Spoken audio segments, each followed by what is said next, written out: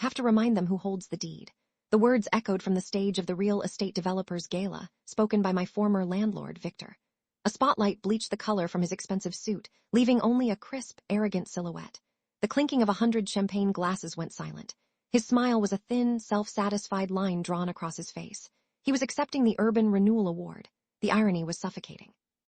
One next to me, a stranger in a tuxedo, whispered, "What a guy, huh?" I took a slow sip of my water and said, "He certainly built a legacy." I met Victor 2 years earlier at a coffee shop called the Daily Grind to sign a lease. The Zillow listing was a godsend. A garden-level 1-bedroom in a gorgeous brownstone, priced just within my reach.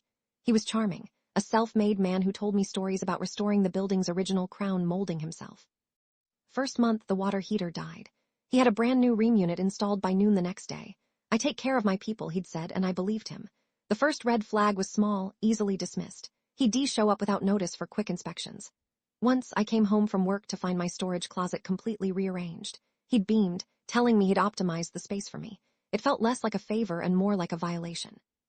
The rent was fair and the apartment was quiet, so I let it slide. For the first year, it was a golden period.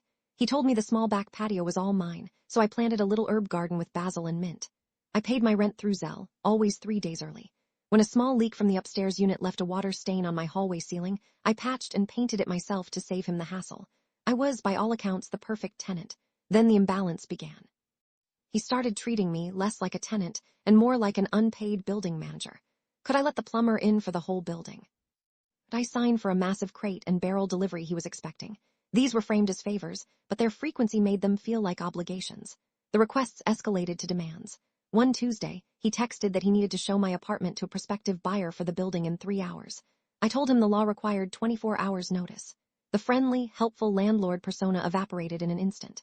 The text I got back was ice cold. "This is my property." Forget that. The accidental clue that changed everything arrived a few weeks later. It was a certified letter from the city's Department of Buildings, addressed to current occupant. I opened it to find a notice of violation. The unit was flagged for an illegal conversion. My home, my sanctuary, wasn't a legal apartment. It was a cellar with drywall and a kitchenette. The quiet unease I'd been suppressing for months turned into cold, focused anger. The next 3 weeks, I became a quiet investigator. I spent my lunch breaks at the city records office, pulling dusty building plans from 1928. I bought a laser measure and found my ceiling was exactly 7 feet high, 6 inches short of the legal minimum for a habitable space. I photographed the single, undersized window that didn't meet egress requirements. I documented everything. The final piece fell into place when I found him on LinkedIn. His profile boasted about his portfolio of properties, managed under an LLC called V-Star Properties. He had 8 buildings. I started wondering how many other garden-level units he was renting out. I decided to confront him directly. I caught him in the building's main hallway as he was leaving. 2 other tenants, Mr. Peterson from 3B and Sarah from 2A, were there getting their mail. I held up the city's violation notice. "I have some concerns about the legality of my apartment," I said, my voice steady. Victor actually laughed, a short barking sound that made Mr. Peterson flinch. He snatched the letter from my hand. "You think some dusty city code means anything? You signed a lease. You paid rent. It's a transaction. If you don't like it, you can leave, but you won't see a dime of your security deposit. You probably broke the lease by investigating me anyway." He leaned in, his voice dropping to a venomous whisper. "I use V-Star Properties for everything. You can't touch my personal assets." In that moment, watching the smug certainty on his face, I knew I wasn't just going to move out. He'd exploited my kindness, committed fraud, and was now trying to intimidate me. And in his arrogance, he just handed me the name of the entity I was going to dismantle. My search for a tenant rights lawyer led me to Ms. Ramirez. Her Yelp reviews were legendary, filled with stories of landlords who'd tried to bully her clients and ended up paying dearly. Retainer was $5,000, almost my entire savings, but after our first Zoom call, I knew she was worth it. She was sharp, precise, and utterly unimpressed by men like Victor. For the next month, we built our case. It was a meticulous process. Ms. Ramirez had me forward every email, every Zelle confirmation, every text message. One evening, I was scrolling through old photos on my phone when I found a picture of my herb garden from the previous summer. In the background, clear as day, was the undersized cellar window, the only means of egress. Ramirez called it an ironic godsend. A week later, a formal eviction notice was taped to my door, citing hostile and disruptive behavior. I felt a surge of panic, thinking I'd pushed him too far and would be homeless. Ramirez was calm. "This is a gift," she said. "It's illegal retaliation. It will double the damages." Our arsenal of evidence grew. The official city violation notice. A 40-page report from an independent building inspector I'd hired. 24 months of rent payment confirmations totaling $48,000, and the sworn affidavit from a previous tenant of my unit I'd tracked down, who confirmed Victor had illegally withheld her security deposit, too. But the master key, the thing that would turn this from a housing dispute into a criminal case, was a public record Ms. Ramirez found online. A year ago, Victor had applied for and received a $75,000 historic preservation grant from the city. On the application, under penalty of perjury, he had signed his name, attesting that the entire building was fully compliant with all city housing codes. I sent him a decoy, a lowball settlement offer for just the return of my security deposit. He rejected it in under an hour with a one-line email, "See you in court." The hearing was in a sterile, windowless room at the city housing tribunal. Victor was there with a slick, bored-looking lawyer, exuding an aura of invincibility. When the judge asked for my opening statement, I stood, looked directly at Victor, and said, "For 2 years, I paid rent on an uncertified cellar." Ms. Ramirez took it from there. The first wave of our attack was the housing violations.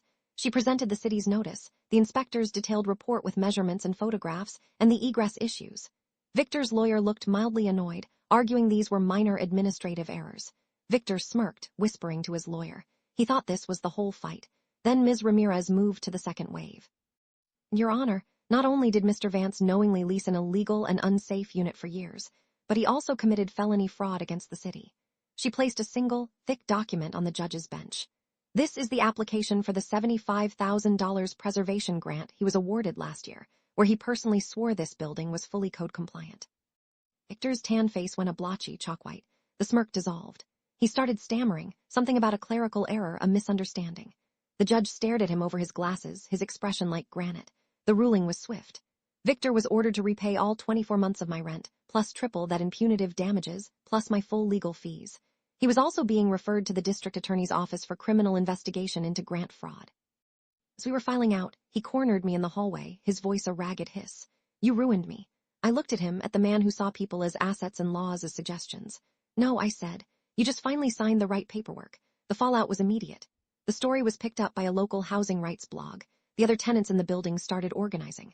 My phone buzzed with ignored calls and a string of increasingly unhinged texts from Victor. Within days, the city had placed a lien on the assets of V-Star Properties, LLC. The final judgment against him was for $82,400.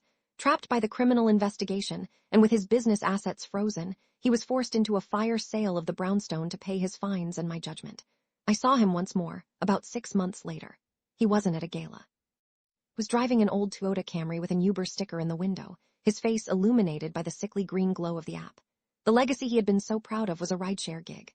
With the settlement money, I made a down payment on a small condo in a different part of the city, a place with high ceilings and 2 properly sized egress windows. I learned how to read a contract, how to pull public records, how to trust that knot of unease in my stomach. The fear he had tried to instill in me was replaced by a quiet competence. Last night, I was hanging a framed photo in my new living room. I stepped back, admiring the way it caught the light, feeling the solid floor beneath my feet. I finally hold the deed.